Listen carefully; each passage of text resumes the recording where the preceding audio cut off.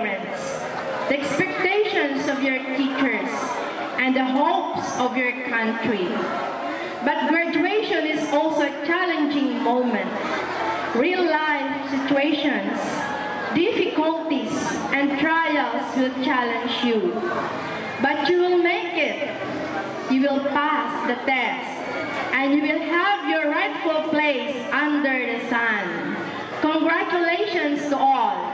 Signed, Ligaya Soledad T. Miguel, CESO 3 Regional Director.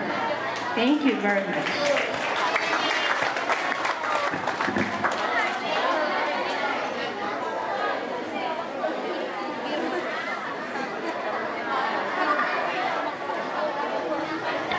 A salutatory address will be given to us by our second honor, Mariette K.B. Abanay.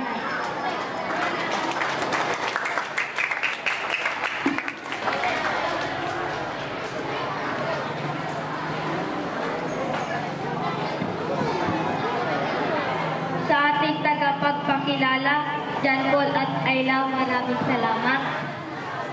Ang ating panauhing pandangal, Madam Sharon Teñoso Luco.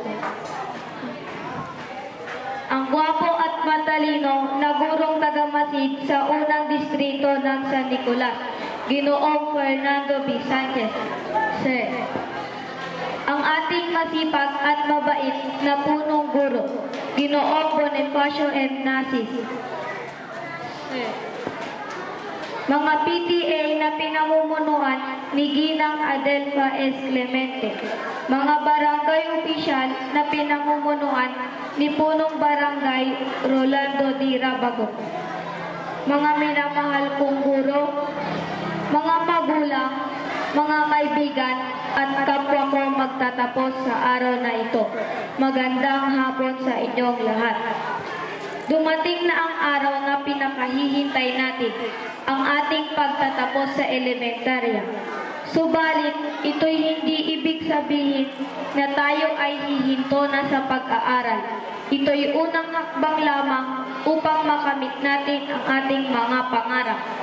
Alam nating lahat na pagtungtong natin sa sekundarya o high school ay marami ng pagbabago sa ating buhay. Mas maraming pagsubok ang ating tatahakin. Ngayong araw, masaya kong tatanggapin ang aking diploma at mga karangalan na iaalay ko sa aking daddy, mami, mama at sa dalawa kong kapatid. Para po sa inyo ang lahat ng ito.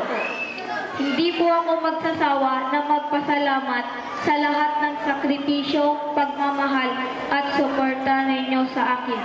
Dahil kayo ang nagbibigay ng inspirasyon para ako ay mag-aral ng mabuti. Bilang ganti, buong puso ko akong magsasabi na mas pagbubutihin ko pa ang aking pag-aaral. Sa aking mga naging guro, salamat po sa mga ibinahagi ninyong talino. Lahat ng itinuro ninyo ay hindi ko malilimutan. Alam namin na kahit kayo ay nagagalit o naiinit sa amin sa mga kakulitan at kaguluhan, kayo pa rin ay walang sawang nagtuturo sa amin. Hindi ko malilimutan ang palagi ninyong sinasabi na iba na ang mga mag-aaral ngayon. Kasi noon kayo nag-aaral pa, hindi kayo makakalapit sa mesa ng inyong guro. Pero ngayon, iba na kaming mga mag-aaral. Kasi nasasabi na namin kung ano ang gusto namin sa inyo. At dahil dito, kami ay napalapit sa inyo at itinuring ninyo kami para tunay na anak o kabarkada. Mga minamahal kong guro, maraming salamat po sa inyong lahat. Hindi ko kayo malilimutan. Sa mga kapwa ko magtatapos sa araw na ito, ipagpatuloy natin ang magandang inumpisahan nating pag-aaral. Mag-aral tayong lahat at tapusin natin ang ating pag-aaral para may maganda tayong kinabukasan balang araw. Sa aking mga kaklase, salamat sa mga masasayang araw na ating pinagsamahan. Sa ating Panginoon, salamat po sa ibinigay ninyong biyaya at lakas ng katawan upang makamit ko ang karangalang ito bilang salutatorian. Sana po, Panginoon, gabayan ninyo pa ako sa aking pag-aaral upang makamit ko ang aking mga pangarap. At pagdating ng araw, ako ay makakahanap ng magandang trabaho para matulungan ko ang aking mga magulang at sa pagpapaaral ng aking mga kapatid. Ito ang iiwan kong salita sa inyong lahat. Hindi ako magbabago. Maraming salamat po sa inyong lahat at mabuhay tayong lahat.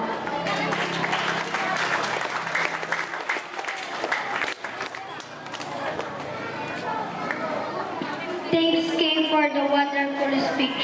Another reading of message of the Public Schools Division Superintendent by Mrs. Josefina Armanaus, followed by the reading of the message of our Congresswoman by Mr. Jesse A. Salapari, and reading of the poem of the Assistant Schools Division Superintendent.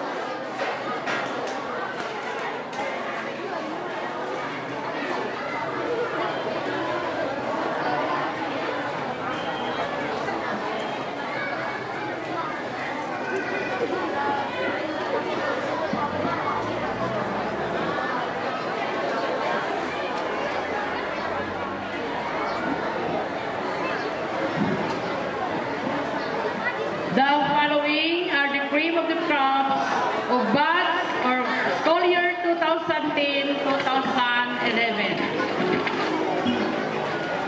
First, King Mark B. Salagubang.